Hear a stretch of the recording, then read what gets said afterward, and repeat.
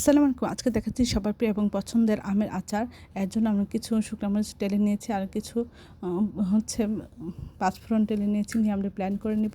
তারপর এখানে দিচ্ছি আধা লিটার সরষের তেল এবং 3-4টা দারচিনি, এবং এখানে প্রথমে 1 চামচ লবণ দিচ্ছি, পরে আবার 1 চামচ দিব।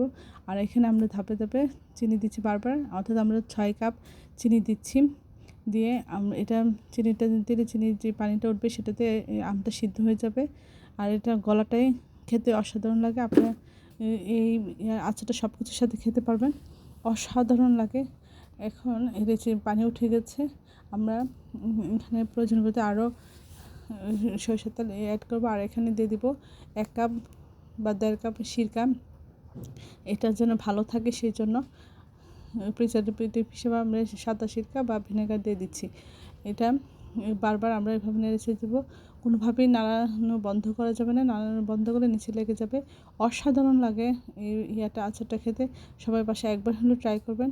এখন আমরা দিয়ে দিচ্ছি এখানে যে মরিচ গুঁড়ো করেছি সেটা, চিলি ফ্লেক্স।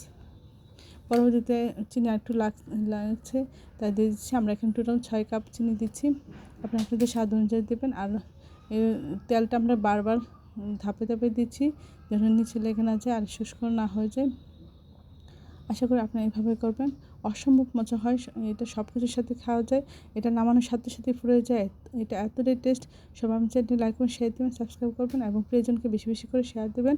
আর আমার চ্যানেলে সব রকম রান্নার রেসিপি রয়েছে, আশা করি দেবেন।